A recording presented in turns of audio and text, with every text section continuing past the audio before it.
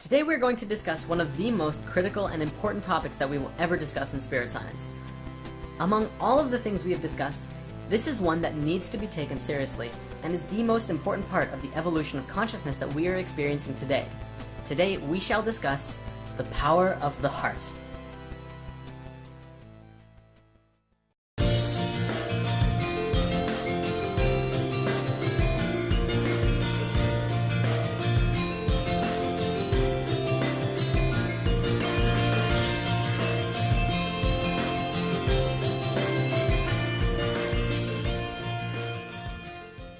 Let's just dive right into this. What does the heart have to do with anything? Well, it's pretty much everything. When you're first incarnating at a microscopic level, the physical body starts out as a cell, or as we call it in the geometry world, a sphere. Then, you begin to multiply inwards to understand how your own spherical geometry works. Once your sphereness understands itself inwards, it can begin to expand outwards. You soon become a four-celled organism in the form of a tetrahedron. Soon after that, you become a star tetrahedron, which is the egg of life form we discussed in lesson 6. From this diagram, it probably looks more like a cube, but if you rotate it, you begin to see the star tetrahedron form. This form is 8 cells, which from a metaphysical perspective is the basis of the 8 base chakras in the octave of your body. After that, you become a mess of cells for a while, but eventually you become a toroidal field. The space at the very core of that field is where your first actual organ appears, which is the heart. Okay, so the heart is the first organ that appears as you're manifesting into physical reality. What else? Well, the brain and the heart are both electromagnetic field generators, but the heart has a field that is so much more powerful than the brain. In fact, the heart is 100 times electrically stronger and up to 5,000 times stronger magnetically than the brain. This is important because those two fields are the fields that make up the reality we exist within: electrical and magnetic, electromagnetic fields. We're going to look at the work now of the Institute of Heart Math, which is an organization with over 19 years of research and study on the psychophysiology of stress, emotions, and the interactions between the heart and the brain. The information they have discovered and compiled is revolutionary. On the technical side, the Institute puts a lot of focus into understanding the spaces between the heartbeat, which is called the heart rate variability, or HRV for short. It used to be assumed in science that the heart at rest beat like a metronome, faithfully beating out a steady rhythm. Moment-to-moment variations of the heartbeat are generally overlooked when your heart rate is being measured by a doctor, who will take your pulse and tell you that your heart is beating at, say, 70 beats per minute. Through the use of a technology called electrocardiogram and EM wave scanners, scientists were able to measure every heartbeat in real time and learned that a healthy heart, even under resting conditions, were actually quite irregular. In a simplified sense, your heart does not beat like clockwork as it was once assumed, but even healthy hearts tend to beat quite irregularly. Why is this important? By understanding how your heart is beating, we begin to have a clearer picture of our adaptability to the environmental and situational demands that we find ourselves in. If your boss at work tells you to do some extra work, your heart will paint a clear picture of how you're reacting. If you're totally cool with it, the heart will maintain the same general flow that it was already going at. If this new information causes you to feel stress, that will be demonstrated by the heartbeat fluctuating into an intense chaotic mess, or somewhere in the middle. Now, these fluctuations in how your heart beats come from a variety of sources and demonstrate our physiological resilience and behavioral flexibility to our experiences. Research done at the Institute of Heart Math has shown that one of the most powerful factors in affecting our heart's changing rhythm is our feelings and emotions. When our varying heart rate is plotted over time, the overall shape of the waveform is called our heart rhythm pattern. Heart Math has demonstrated that the emotions we experience directly affect our heart rhythm pattern, and this in turn shows us how our body is functioning. In general, emotions like stress, anger, frustration, and anxiety cause the heart rhythm pattern to become very chaotic, like so. This waveform looks like a series of uneven, jagged peaks. Physiologically, this shows us that the heart is not in harmony with itself. This can be likened to driving a car with one foot on the accelerator and the other foot on the brake at the same time, possibly while trying to go from first gear to fourth and then back. This creates an incredibly jerky ride, burns more gasoline, and isn't great for the car altogether. Likewise, when your heart is functioning from a place of stress and anxiety, it causes our bodies to operate insufficiently, deplete our energies, and produce extra wear and tear on the whole system. This is especially true if stress and negative emotions are prolonged or experienced often. What about positive emotions? Well, there is a massive visible contrast. positive emotions send a very different signal throughout our body. When we experience uplifting emotions like love, appreciation, joy, and care, our heart rhythm pattern becomes a highly ordered, smooth, and harmonious wave.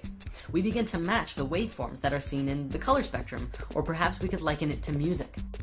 This is one aspect of what it means to be more harmonious with nature, and since nature flows through sacred geometry, we are also becoming more aligned consciously with ourselves and the universe around us. It is no wonder that positive emotions feel so good. They actually help our body system become more harmonious and synchronize and work better. The Institute of Heart Math has shown that generating sustained positive emotions facilitates a body-wide shift to a specific, scientifically measurable state called psychophysiological coherence. Let's break this down. Psycho comes from psychological, which means mental and emotions, and physiological means body. Coherence is systematic or logical connection or harmony. Altogether, it means a harmony of both body, mind, and emotional functions. If you're familiar with the four elements, you know that earth is the physical, so body, air is mental, mind, water is emotions, and fire is spirit.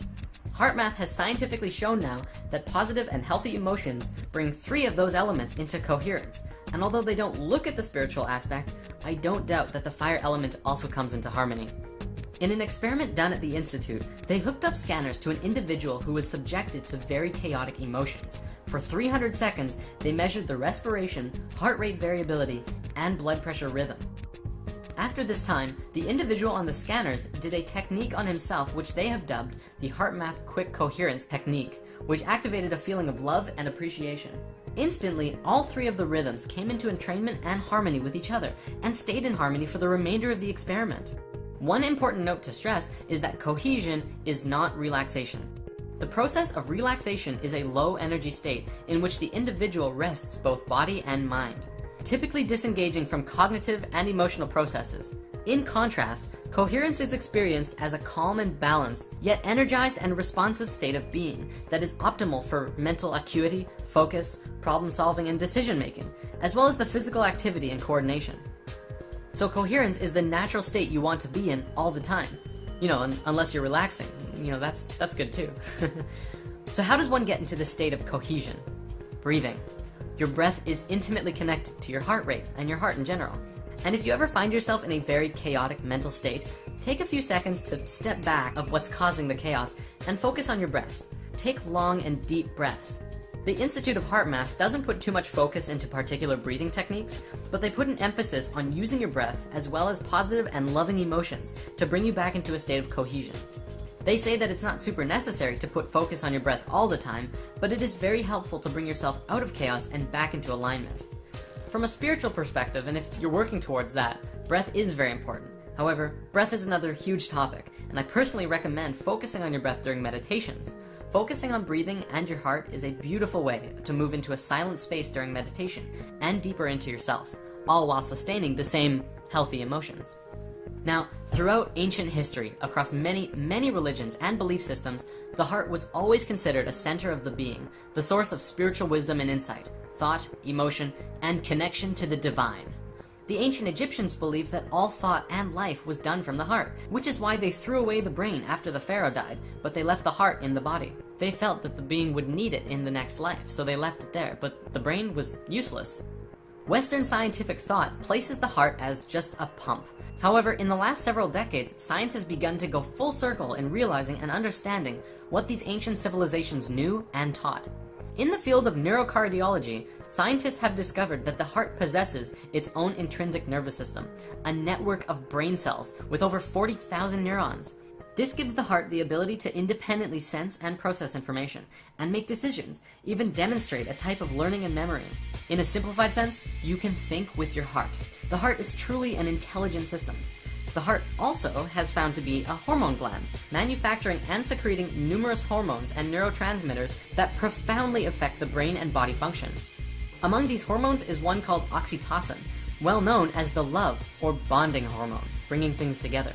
Science is also beginning to understand that the electromagnetic field around the heart has a powerful effect on not just the human body, but others around you as well. Research has also shown that the heart is the key component of the emotional system. Science now understands that the heart not only responds to emotions, but the signals it sends out dramatically affects the quality of the emotional experience from moment to moment, and also that our heart plays a key role in accessing our intuition. In school, we've been taught that the heart is constantly responding to orders sent from the brain. But what's less commonly talked about is that the brain receives even more orders from the heart. We've been doing it backwards. Moreover, these signals have a significant effect on brain function, influencing emotional processes as well as higher cognitive faculties such as attention, perception, memory, and problem solving. Guide yourself from your heart, not from your brain. When you allow your negative emotions to get to you, you disconnect from your ability to think clearly, remember things, learn lessons, reason, and make effective decisions, which explains why often we act impulsively and unwisely under stress. The heart's signal has a profound effect on the brain during positive and negative emotions. Live in your heart, for the heart is the center of unity consciousness, where the brain is the center of duality consciousness. You can see that right in how they're made. The brain has the two hemispheres. The heart is a place of unity.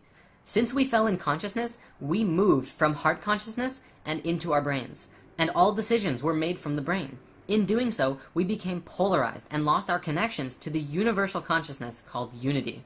This shift in consciousness we are experiencing now is a movement from the brain and back into the heart, where we will once again know and understand the universe and unconditional love for everyone and all things, regardless of who they are or what damage they've done to themselves or others. And this is why the heart is so important right now. Live in your heart. It is the gateway to the divine. Purposeful moons in Capricorn, sullen and cold, our hearts adore. Just how much more can we endure? Wondering what our lives are for. Where will you go? What are your plans? When facing hardships, will you stand? Civilization, social order.